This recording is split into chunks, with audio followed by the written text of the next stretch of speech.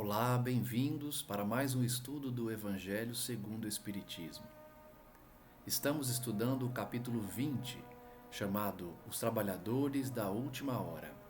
E esse é o estudo de número 2 desse capítulo. No primeiro estudo, nós vimos as definições dessa passagem do Evangelho que descreve os trabalhadores que aceitaram o convite de Deus para o trabalho. E vimos que os espíritas estariam alocados entre os trabalhadores da última hora, porque os das primeiras horas são os discípulos do Mestre, são aqueles que vieram inclusive antes dele, os profetas, e todos aqueles que ouviram o chamado do Senhor já no início do século, especialmente aqueles que conviveram com Jesus e que atenderam a missão divina de espargir o Evangelho pelo mundo. Nós, portanto, somos trabalhadores da última hora, porque o momento é chegado, vamos caminhando a passos largos para a evolução do planeta e a última hora antes dessa grande mudança estamos vivendo agora. Nós lemos então a passagem evangélica, a interpretação dos Espíritos sobre essa passagem, destrinchando os ensinamentos do Cristo contidos nas minúcias, nos detalhes, e paramos na semana passada na mensagem de Erasto, que inclusive eu falei que seria o Espírito de Verdade dando essa mensagem, mas eu me confundi, porque a próxima mensagem que é do Espírito de Verdade. Porém, isso não altera o ensinamento, porque Erasto também é muito elevado e certamente traduz o mesmo pensamento que o Cristo.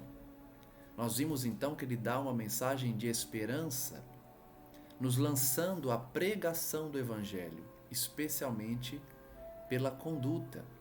Ele fala do orador, do pregador, aquele que realmente usa do verbo para falar de Jesus, mas não exclui, logicamente, quem trabalha dando exemplos na sua vida cotidiana, no seu trabalho, na sua convivência com a família e etc.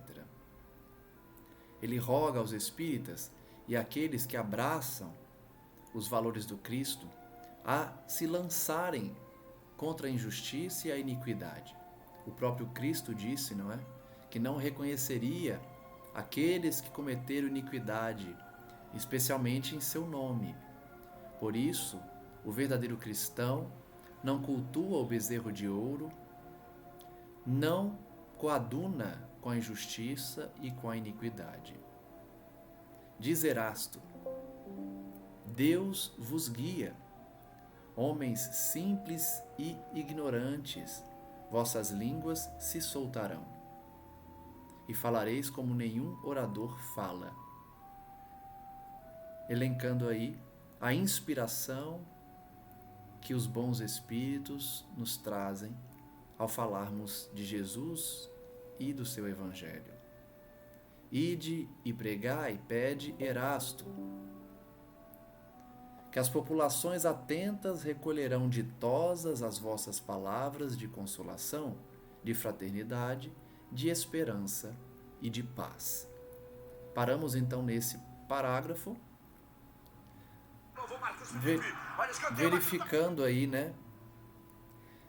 Verificando o ânimo renovado pelas palavras de Erasto, que busca sempre trazer essa mensagem forte de estímulo à pregação, a vencer o mal, a conquistar virtudes e levar consolação e fraternidade à terra.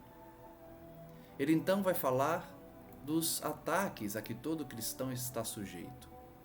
Que importam as emboscadas que vos armem pelo caminho?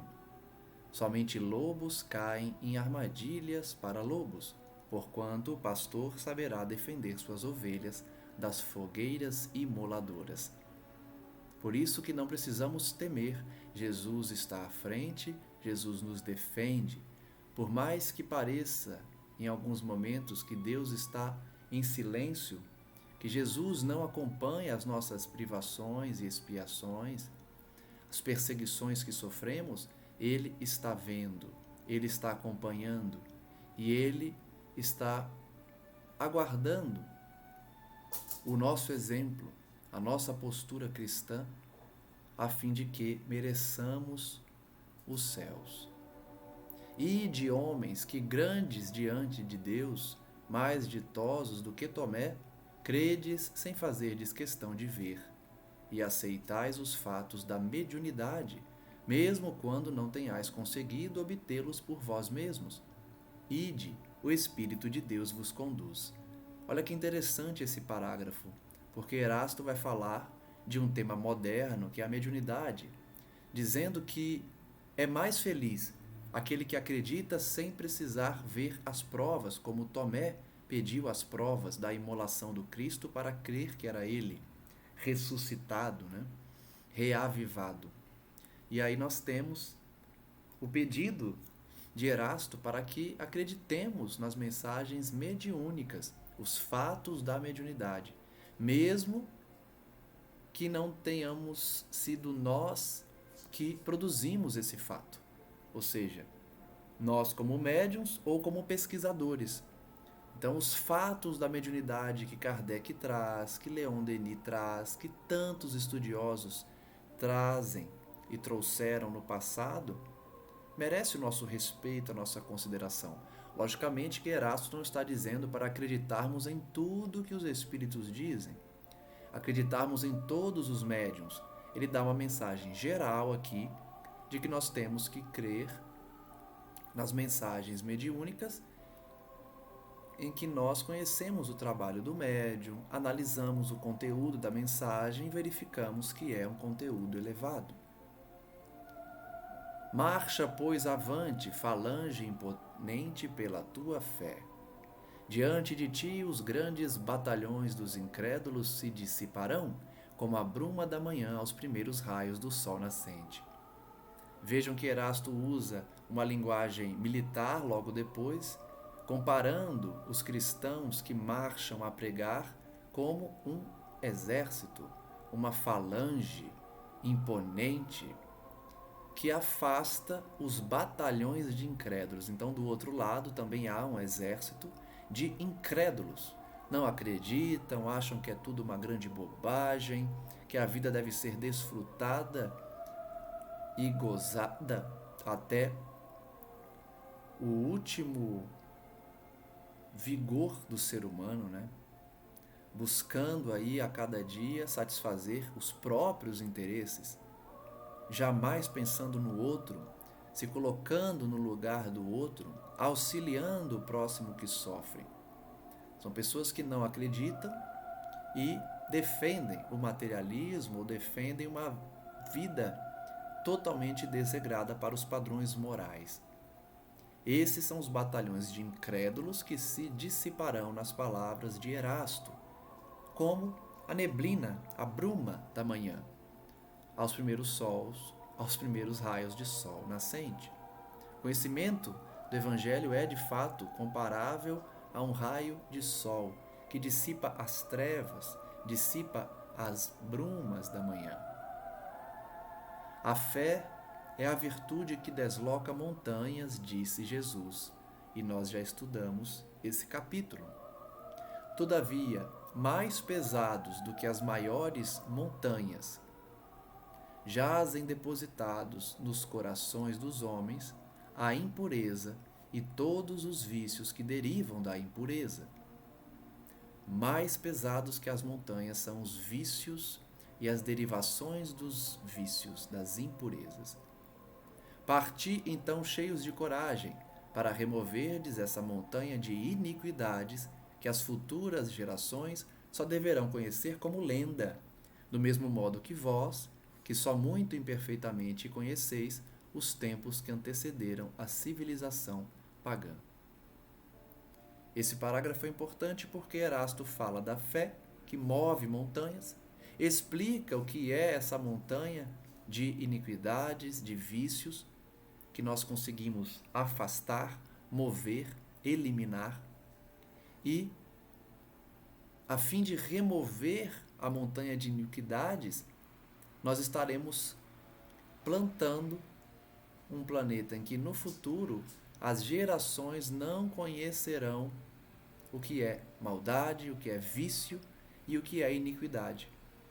Então, a importância do trabalhador, seja ele das primeiras horas ou das últimas horas, de plantar, de preservar um planeta equilibrado para que os nossos bisnetos, tataranetos, tetranetos não saibam o que é iniquidade, não saibam o que é maldade, crime e quedas morais. Da mesma forma que hoje nós não conhecemos ou conhecemos de forma imperfeita os tempos que antecederam a civilização pagã. Sim, diz Erasto, em todos os pontos do globo vão produzir-se as subversões morais e filosóficas. Não é isso que estamos vendo hoje? Em todos os pontos do planeta, teorias, doutrinas que trazem subversões morais, quedas morais, que pregam o tudo pode, tudo me convém, né? Tudo posso. Não importam as consequências, o importante é gozar, é desfrutar das riquezas que o mundo dá. Ainda que passemos por cima dos outros, ainda que enganemos, cometamos crimes, não importa. O que importa é fazer o que eu quero no momento que eu quero. Não são essas as doutrinas que hoje prevalecem no mundo, em muitos jovens principalmente? As subversões morais e filosóficas não estão nas faculdades, nos livros, angariando esses jovens que não acreditam em Deus, que desprezam a religião e que muitas vezes odeiam os cristãos?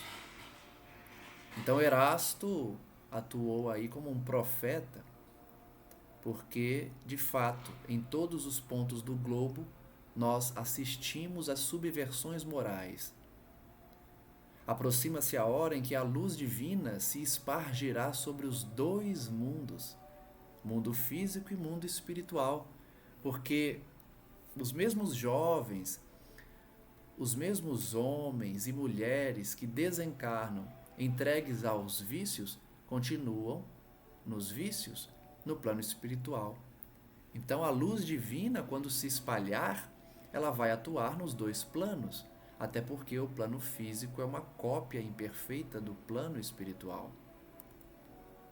E depois, e levai a palavra divina aos grandes que a desprezarão, aos eruditos que exigirão provas, aos pequenos e simples que a aceitarão. Vejam esses três grupos. Qual será o grupo que a gente está inserido? Cada um faça uma análise própria, uma autoanálise. Estamos nos grupos dos grandes que desprezam a palavra divina? Estamos nos grupos dos intelectuais, dos eruditos, que pedem provas? Ou estamos no grupo dos pequenos, dos simples de coração, nos humildes, que aceitam a palavra divina sem rebeldia, sem exigir provas e sem desprezá-la? E de novo, eu repito, não significa que devemos ter uma fé cega, até porque essa mesma obra traz o conceito de fé raciocinada e demonstra que a melhor fé é a que raciocina, a que pensa, a que analisa. Então Erasto não está dizendo que para sermos simples e pequenos, devemos aceitar cegamente a doutrina espírita. Ele fala que a palavra divina, uma vez demonstrada que se trata da palavra do Criador, não há por que contestar. E mesmo que se faça uma análise desse conteúdo, como é uma palavra divina, nós certamente chegaremos à conclusão que provém do Pai. Então, para que exigir provas? Para que desprezá-la, se ela é o objeto da nossa salvação? Por quê? Principalmente entre os mártires do trabalho, desta provação terrena, encontrareis fervor e fé. Principalmente os que sofrem, os que se dedicam, os que viram mártires do trabalho, encontram fervor e fé nessa palavra divina. Ide é o verbo que ele mais gosta, porque ele quer sempre dar essa ideia de movimento, de predisposição ao trabalho, de dedicação à causa. Ide, né, no imperativo, é o mesmo que vai pregar, vai dar o exemplo. Então a ideia de movimento, né? Estes receberão com hinos de gratidão e louvores a Deus a santa consolação que lhes levareis, e baixarão a fronte, rendendo-lhe graças pelas aflições que a terra lhes destina. Então, qual a consequência de levar a palavra divina aos povos? Os pequenos, os simples, aceitarão essa palavra, agradecerão a Deus, rendendo louvores a Ele, porque Ele permitiu que eles conhecessem a palavra e, especialmente, entenderão o porquê das aflições. O Espiritismo tem uma missão primordial de mostrar às pessoas, aos indivíduos, o porquê do sofrimento, especialmente daqueles que outras religiões não conseguem explicar, ou dão explicações que fogem à racionalidade.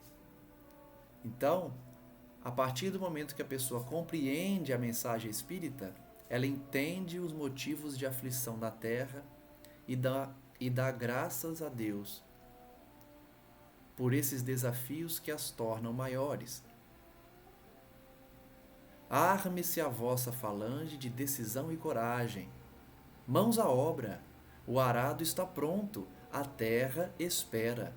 Arai, de novo, verbos no imperativo para dar a ideia de movimento, de trabalho, de não ficarmos ociosos, preguiçosos, sem plantio.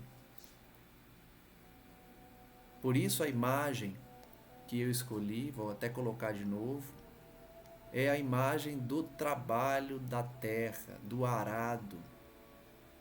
Erasto pede, mãos à obra, o arado está pronto, a terra espera. Cultivando, então, a palavra divina, nós vamos colher no futuro as bênçãos de Deus. Ele prossegue, ide e agradecei a Deus a gloriosa tarefa que Ele vos confiou. Mas atenção, entre os chamados para o Espiritismo, muitos se transviaram. Reparai, pois, vosso caminho e segui a verdade. Olha o alerta ao final da mensagem. Cuidado! Muitos espíritas faliram. Não é isso que a gente extrai das obras de André Luiz, Missionários da Luz? Qual foi a outra obra que a gente estudou antes, né, de Missionários da Luz? Falava dos espíritas falidos, os mensageiros, né, a obra.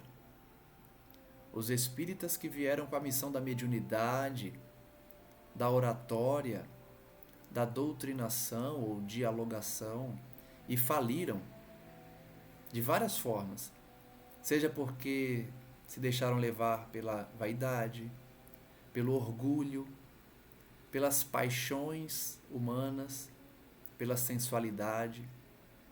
Então são inúmeros os exemplos de queda moral daqueles que receberam a missão no Espiritismo. Por isso Erasto alerta, cuidado, atenção, agradeçam a Deus a tarefa que Ele nos confiou, mas tenhamos vigilância e oração, para não cairmos. Perguntam então a Erasto, se entre os chamados para o Espiritismo, muitos se transviaram, quais os sinais pelos quais reconheceremos os que se acham no bom caminho? Vejam a preocupação de Kardec. Logo após que Erasto fala, cuidado, hein? Muitos espíritas falham.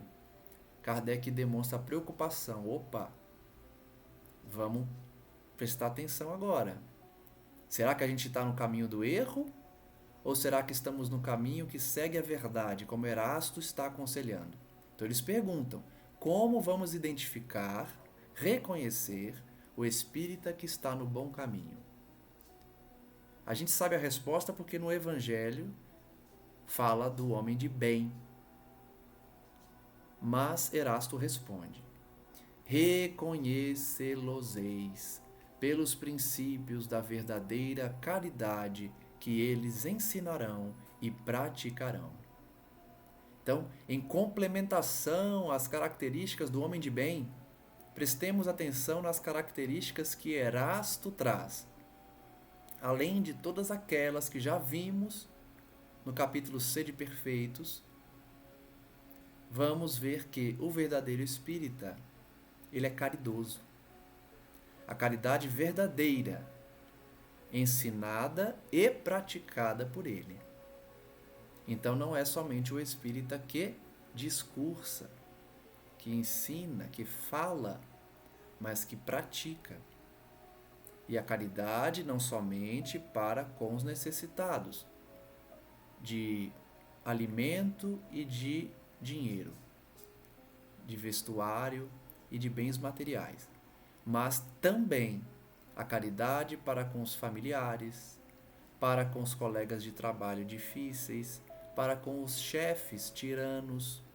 Então, o exemplo do verdadeiro cristão e, consequentemente, do verdadeiro espírita ultrapassa a caridade material. Nós já estudamos também todos os conceitos de caridade. Então, reconhece-se o verdadeiro espírita pelo conceito que já vimos no capítulo Sede Perfeitos. Quem não lembra, é pelo esforço que faz para domar suas más tendências e por sua transformação moral. Erasto vai dizer também que se reconhece pela verdadeira caridade que ensina e pratica. Ele continua, reconhecê-lo-eis pelo número de aflitos a quem levem consolo, que é a caridade. Reconhecê-los-eis pelo seu amor ao próximo, pela sua abnegação, pelo seu desinteresse pessoal. Percebam que ele está trazendo as mesmas descrições do homem de bem. A resposta dele é totalmente coadunada com a resposta dos espíritos em relação ao homem de bem. Amor ao próximo, abnegação, faz a caridade sem esperar nada em troca. Faz o bem, pelo triunfo de seus princípios, porque Deus quer o triunfo de sua lei. Olha que bonito. Reconhece-se o verdadeiro espírita pelo triunfo dos seus princípios, porque Deus quer o triunfo de sua lei. Então são os princípios que derivam da lei divina. Amar ao próximo como a si mesmo, fazer ao outro o que deseja que o outro faça conosco, seguir o exemplo do bom samaritano, aquele que faz o bem sem perguntar quem seria aquele objeto do seu carinho, do seu cuidado. Os que seguem sua lei, esses são os escolhidos, e ele lhes dará a vitória. Vejam, de novo, o conceito de escolhido que eu expliquei aqui, que Deus não escolhe. Quem faz essa escolha é a própria pessoa. Por isso que são chamados escolhidos. Não é que Deus privilegiou alguém e falou, eu vou escolher esse aqui, agora eu vou escolher esse, agora eu vou escolher esse de cá. Não é Deus que escolhe. O indivíduo faz a escolha de seguir as leis divinas e a consequência disso é que ele comporá a equipe de serviço de Deus, a equipe de trabalho, chamados os escolhidos. Não entendam escolhidos como a ideia de privilégio. Muitas religiões confundiram isso e confundem até hoje. A maioria das religiões prega a verdade que eles aceitam como verdade única. Então a verdade está contida apenas na sua religião. Qualquer outra religião prega a mentira. E a consequência disso é a condenação, geralmente, ao inferno. Mas essa confusão não é admitida no Espiritismo. Porque os escolhidos não são os espíritas. Em nenhum momento você vai ver isso no Evangelho. Pelo contrário, no Evangelho não tem fora do Espiritismo não há salvação. Como nós vemos fora da igreja não há salvação. Na verdade, fora da caridade não há salvação. E a caridade não tem rótulo. O maior exemplo disso está na parábola do bom samaritano. Porque o samaritano, que era alguém considerado como um ser inferior, era perseguido, era desconsiderado pelos outros povos e pelos outros adeptos, né, de outras crenças, ele foi escolhido pelo Cristo para constar na parábola como verdadeiro caridoso, o verdadeiro homem de bem, porque ajudou sem perguntar quem é, sem exigir contraprestação, sem jogar na cara, como a gente diz hoje em dia, a caridade feita. Então, escolhido ficou bem claro que não é de uma determinada religião ou de determinado país, não é? Até hoje os judeus acreditam que são o povo escolhido por Deus, os prediletos de Deus. Os árabes também, né, os muçulmanos, também pregam fora da crença muçulmana, o indivíduo tem que inclusive morrer, ser morto.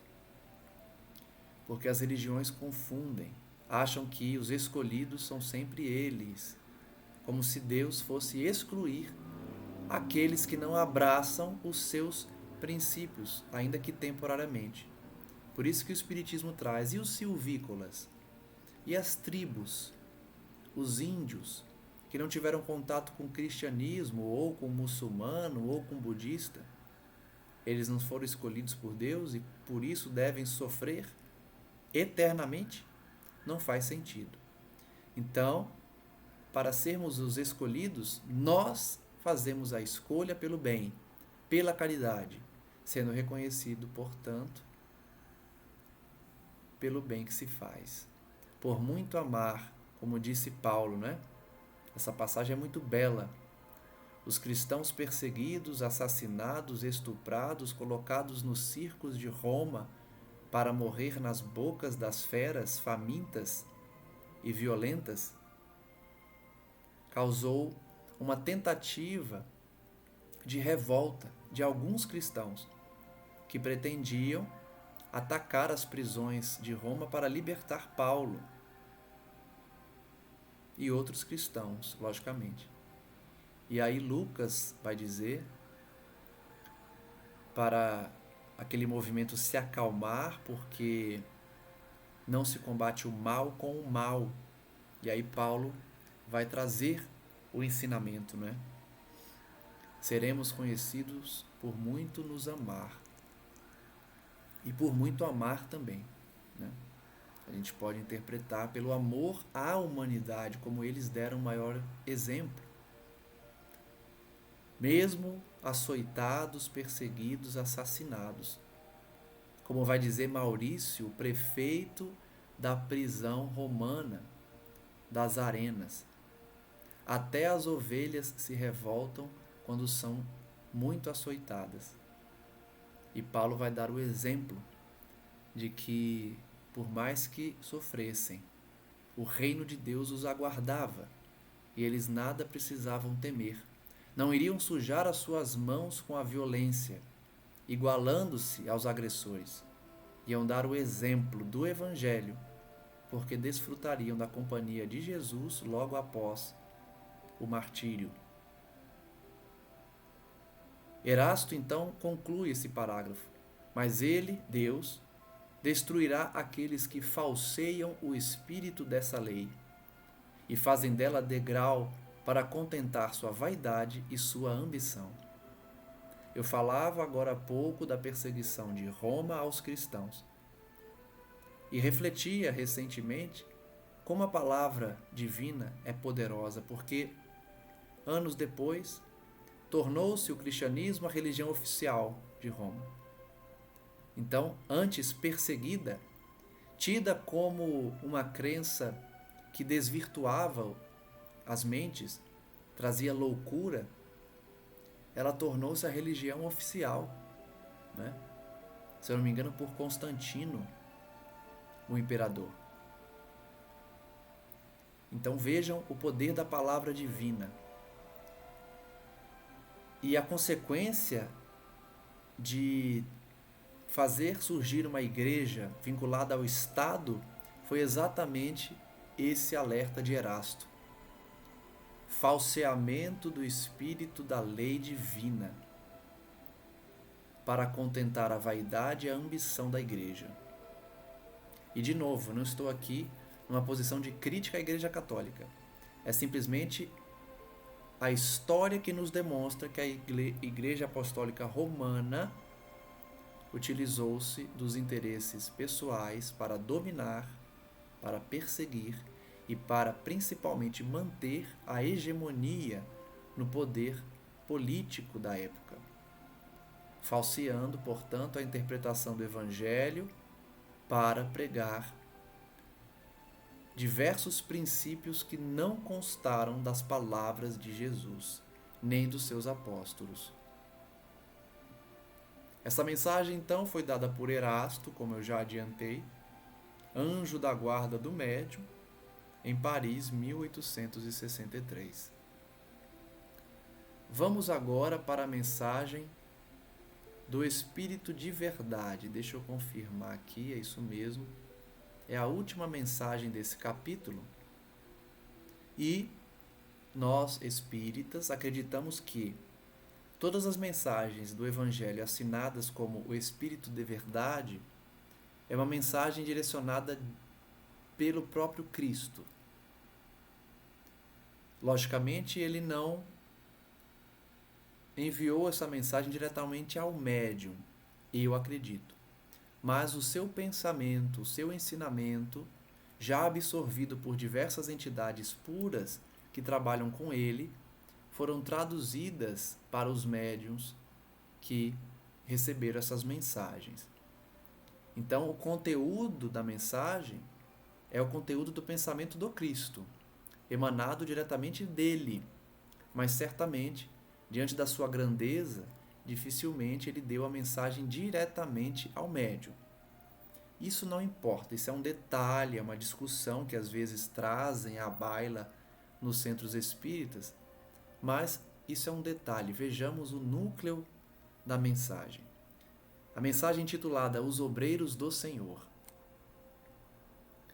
Jesus diz: aproxima-se o tempo em que se cumprirão as coisas anunciadas para a transformação da humanidade.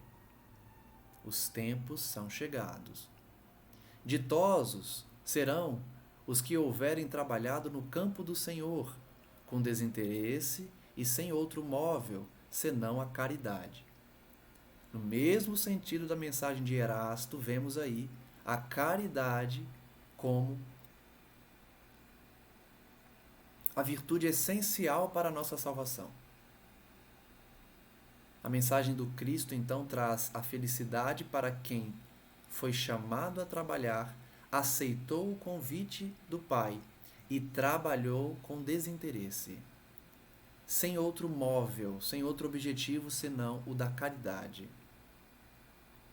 Seus dias de trabalho serão pagos pelo cêntuplo do que tiverem esperado. Olha como Deus é generoso. Nós trabalhamos pelo bem, para o bem, exercendo a caridade verdadeira e esperamos o reino de Deus. Alguns vão dizer: então você faz o bem para ter uma recompensa, que é o reino dos céus. por mais que se olhe por esse prisma, na minha visão não é condenável a pessoa fazer o bem esperando o reino de Deus. É natural. Mas ainda assim, a caridade verdadeira é aquela que não se espera nada em troca, absolutamente nada. Mas como Deus é generoso, Jesus nos diz que Ele paga o cêntuplo, 100 vezes mais do que esperamos. Então, se a gente faz o bem esperando o reino de Deus, receberemos 100 vezes mais. Imaginem as alegrias e as bênçãos de um mundo regenerado. De um mundo que não há mais guerras, violência urbana, desigualdade social, miséria, assassinatos, roubos. Uma sociedade pacificada. Ditosos os que hajam dito a seus irmãos: trabalhemos juntos e unamos os nossos esforços a fim de que o Senhor, ao chegar, encontre acabada a obra.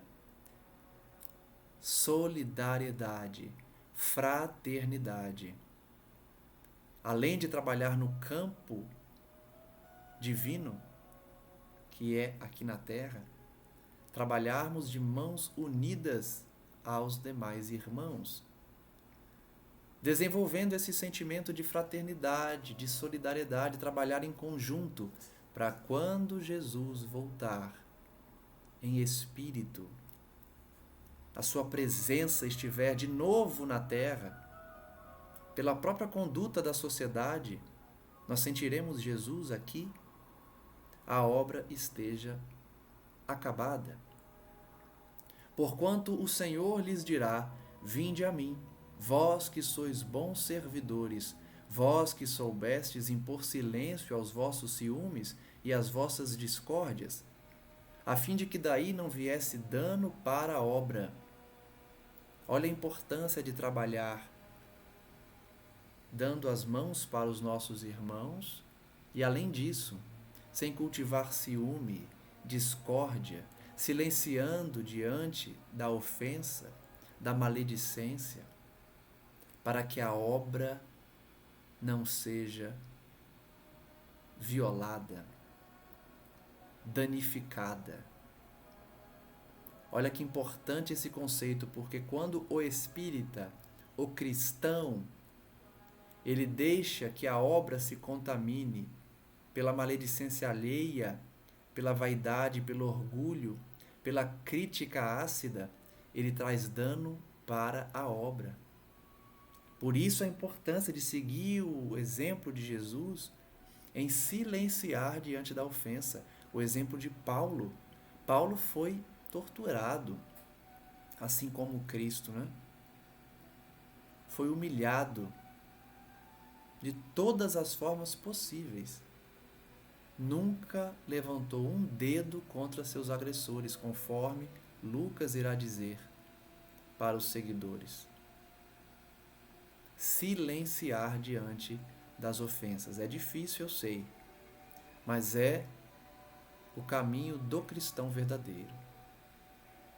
Jesus ainda vai dizer: mas ai daqueles que, por efeito das suas dissensões, das suas brigas, dos seus conflitos, houverem retardado a hora da colheita, pois a tempestade virá e eles serão levados no turbilhão. Olha que mensagem profética. Ai daqueles que atrasaram a colheita. Olha só.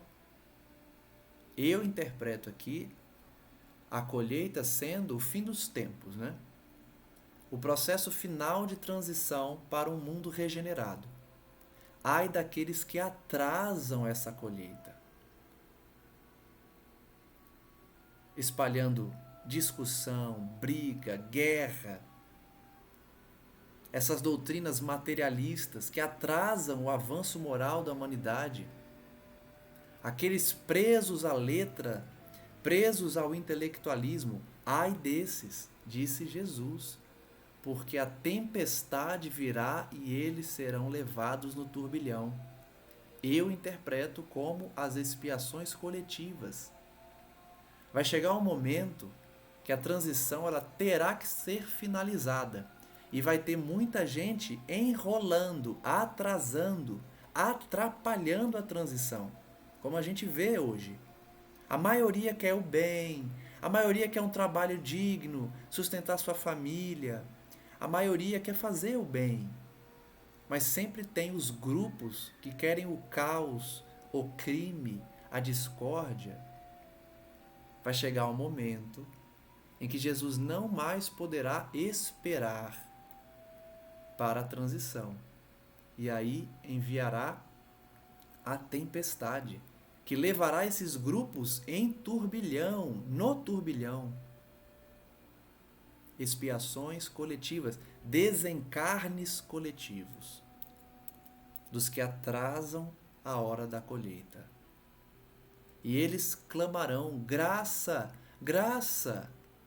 O Senhor, porém, lhes dirá: como implorais graças, vós que não tivestes piedade dos vossos irmãos, e que vos negastes a estender-lhes as mãos, que esmagastes o fraco em vez de o amparardes? Então, Jesus é muito claro em demonstrar que aqueles que serão levados no turbilhão, e a gente que é espírita sabe que eles são levados para onde?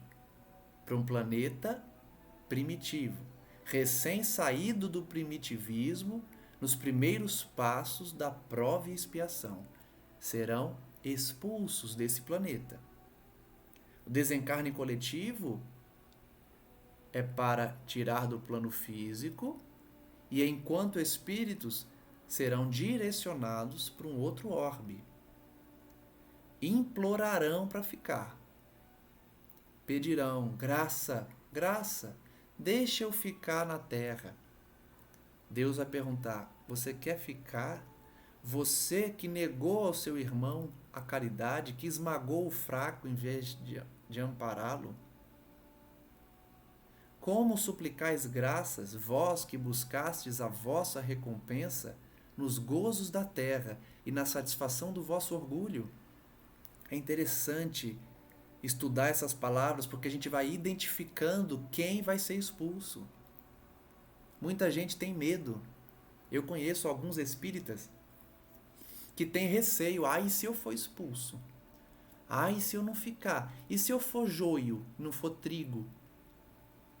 É fácil identificar, gente.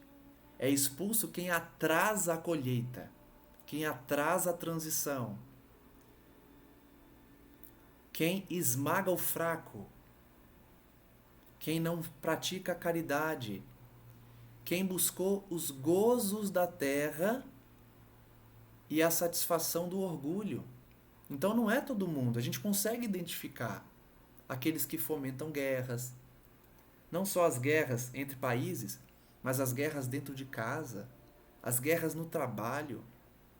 Fomentam brigas, falam mal dos outros para fazer o mal mesmo.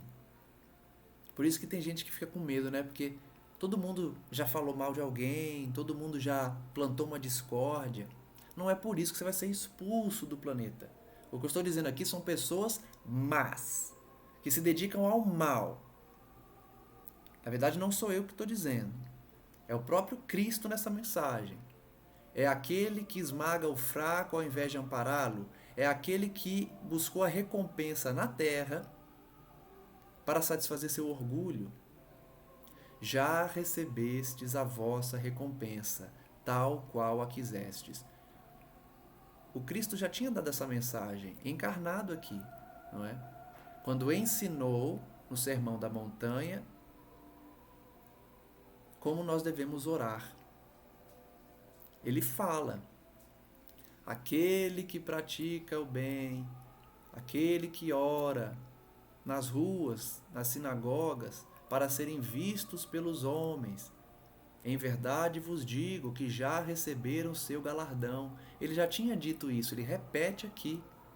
Quem buscou satisfazer seu orgulho, vejam como eu sou bondoso, vejam como eu faço bem para os outros, já receberam a recompensa aqui. Nada mais vos cabe pedir. As recompensas celestes são para os que não tenham buscado as recompensas da terra. Esse parágrafo é importante para a gente identificar a qual grupo pertencemos. Será que estamos buscando as recompensas daqui?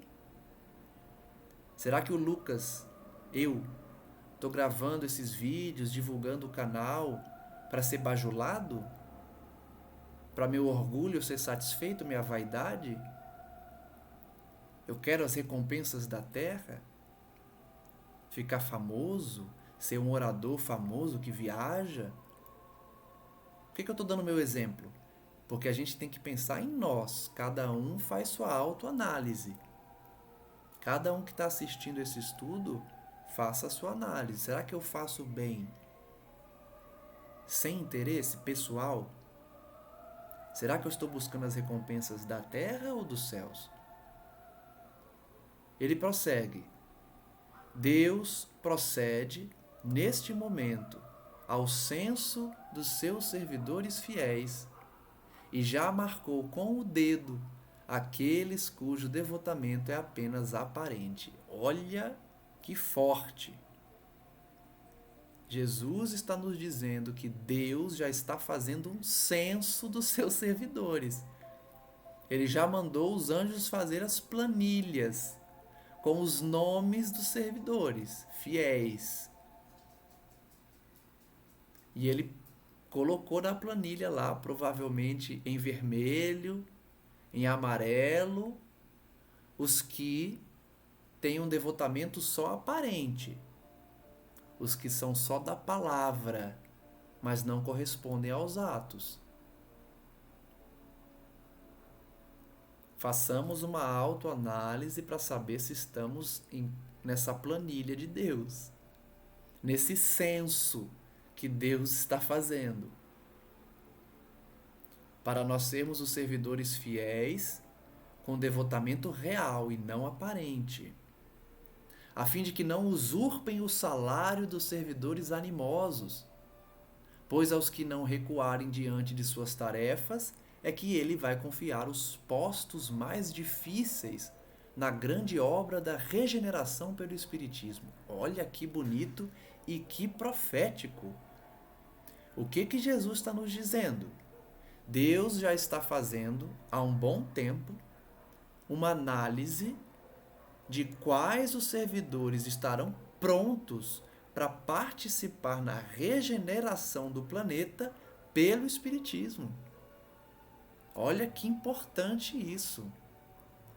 Quem não recuar das tarefas, quem for atacado e continuar ali na tarefa, quem sofrer perseguição e continuar, quem fazer o bem sem esperar recompensa, quem não exercer um devotamento